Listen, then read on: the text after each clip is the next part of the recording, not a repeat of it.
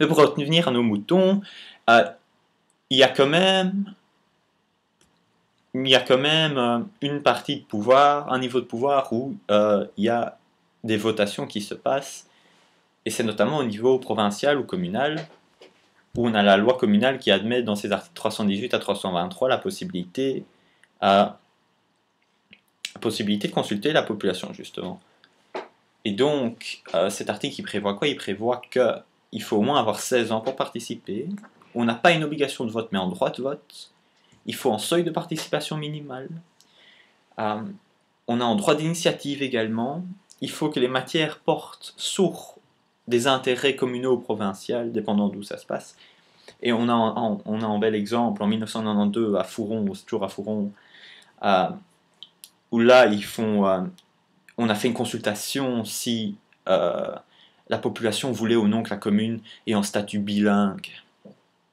Évidemment, la commune n'est pas apte à décider ça, c'est totalement, si elle le ferait, il faudrait modifier la constitution, hein, modifier les régions linguistiques et tout ça. Euh, donc ça dépasse totalement leur champ de compétences. En plus, à l'époque, il n'y avait même pas encore cette loi qui prévoyait la possibilité de faire des consultations populaires. Et après ça, il y a encore une autre condition dans les consultations, c'est que il ne peut pas y avoir de consultation 16 ou d'initiative 16 mois avant les élections communales, ni 40 jours avant n'importe quelles élections. Il peut y avoir maximum une consultation par semestre et 6 par législature. Mais se pose un autre problème, c'est est-ce que c'est assez bien organisé? Et donc il sort en exemple avec le parc de Houy, ou je ne sais pas comment on dit ça, mais H-U-Y. Et donc la bourgmestre qui avait un projet d'aménagement ou de reconstruction de bâtiments, enfin de faire quelque chose avec ce parc. Et on a posé la question si les riverains le souhaitaient. Et la population s'est montrée très, très contraire à cette proposition, mais seulement 27% des gens sont venus, ce qui était suffisant, ça dépassait apparemment le seuil de participation. Et alors, ce que la bourgmestre disait, c'est « Ah voilà, l'opposition n'a que su mobiliser 27% de la population, et donc je peux quand même le faire. » Bon, c'est évidemment critiquable, parce qu'il n'y a rien qui dit que les autres auraient... Enfin, on n'a pas besoin d'expliquer, mais ce que ça montre, c'est qu'il y a quand même une sorte de nécessité de mieux organiser toutes ces procédures, et notamment d'organiser en débat démocratique, et s'assurer qu'il ait bien lieu avant. Alors après, il y a l'article 3 L'article 3 du premier protocole additionnel du CEDH qui prévoit que les élections doivent être à scrutin secret, doivent être libres, doivent être organisées à des intervalles raisonnables et doivent être de suffrage universel. C'est ça les conditions à venir. Après, quel système électoral on choisit, ça n'est pas... c'est laissé à la discrétion des États. Donc, ils peuvent choisir ou en système majoritaire, ou en système proportionnel, ou en système dit mixte, ou encore de proportionnalité personnalisée. Alors, chaque système qu'on choisit, ça n'est pas un choix anodin, c'est un choix politique, puisque le choix du système électoral influence le résultat des élections. Et on va le développer, on va commencer par le système majoritaire. Le système majoritaire, son défaut, c'est que la représentation est moins parfaite de la population. Parce qu'on favorise la majorité, on la renforce. Et en conséquence, les avantages que ça a à côté, c'est que ça permet plus facilement des tournants politiques et des politiques plus fortes. Par contre, ça représente moins bien et ça tend à faire que les partis se coalisent. Parce qu'évidemment, les petits partis ne savent pas exister dans des tels systèmes. Et donc, on a par exemple en France ou en Amérique, on a deux gros partis. Éventuellement, on a en France le Front National qui quand même un assez gros parti qui peut encore subsister. De même, en Amérique, on peut avoir le Tea Party. Et donc, Alors on voit que ce choix n'est pas anodin. Par exemple, comment on organise après, en France et au présidentiel et au législatif, on a un système majoritaire à 2 tours. Mais il y a une différence, c'est que le présidentiel à 2 tours, c'est seulement les 2 meilleurs candidats qui passent, les 2 candidats obtenus le plus de voix plutôt, tandis que dans le système législatif, là, c'est tous les candidats qui ont obtenu plus que 12,5% des voix qui passent. Ce qui a pour résultat que généralement, là, c'est la droite qui gagne les élections présidentielles, alors que c'est généralement la gauche qui gagne le législatif. Et pourquoi? Parce que la gauche, tout est coalisé, parfaitement coalisé, et donc ils font en gros front uni, ils n'ont qu'un seul candidat qui passe, alors qu'au législatif, donc au présidentiel, on n'aura donc que 2 candidats, la droite et la gauche, tandis qu'au législatif, on aura ce front uni gauche, et puis on aura l'UMP, et puis se rajoute à ça qu'on aura le Front National qui sabote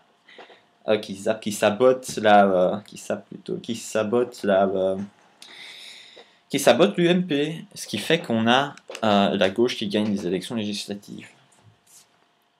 Alors à côté ça, on a le système proportionnel. Le système proportionnel, c'est de l'autre côté, on a des gouvernements de coalition, on a toujours les mêmes gens au pouvoir, en conséquent les politiques ne changent pas, mais la représentation est plus correcte, mais pas nécessairement plus efficace.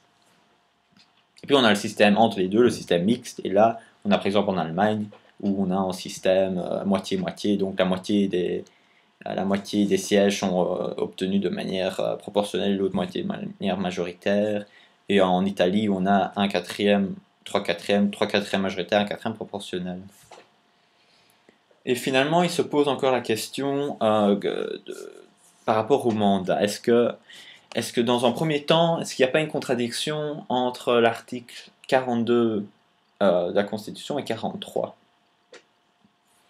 Parce que effectivement, l'article 43, c'est celui qui fait les groupes linguistiques au sein des chambres.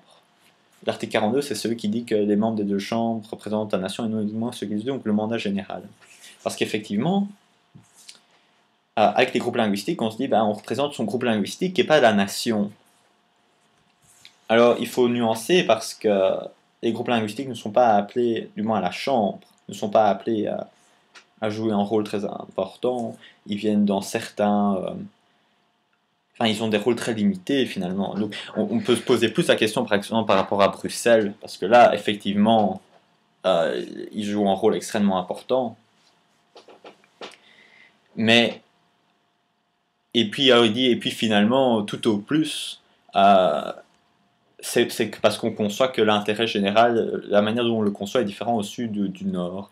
Je pense qu'on peut quand même se poser valablement la question de s'il n'y a pas un conflit entre les deux arrêts, surtout qu'on a vu en tout cas dans la future révision du Sénat, on en fait une chambre purement fédérale, purement fédérée plutôt. Mais si on le fait, c'est que c'est un intérêt.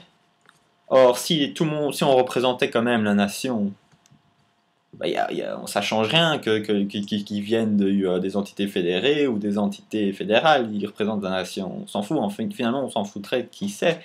Mais non.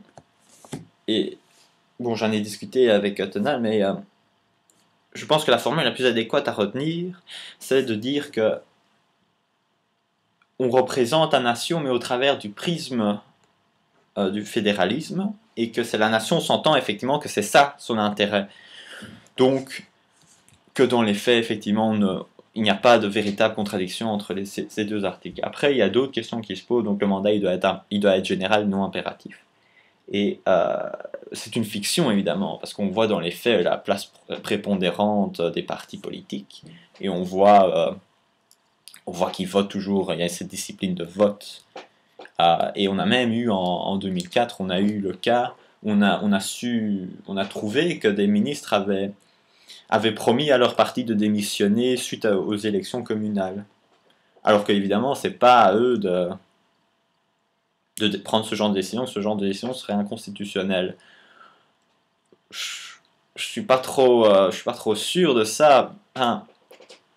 tout ministre peut démissionner et on ne peut pas le contraindre à rester si, pour des raisons personnelles. Alors ici, on dit que ce n'est pas tout à fait personnel, c'est son parti qui le contraint. Ok, mais ça reste quand même une décision personnelle si on le veut. Il n'y a pas de... Est-ce que vraiment c'est inconstitutionnel? Et puis de toute manière, effectivement, comme il dit, la place prépondérante des partis dans notre système, ça n'est pas en mal, parce que cette place, elle résulte des élections, surtout dans un système proportionnel comme le nôtre. Donc, et comme Aaron disait tout au départ, on a vu que le pluripartisme, c'est bien la base de toute démocratie.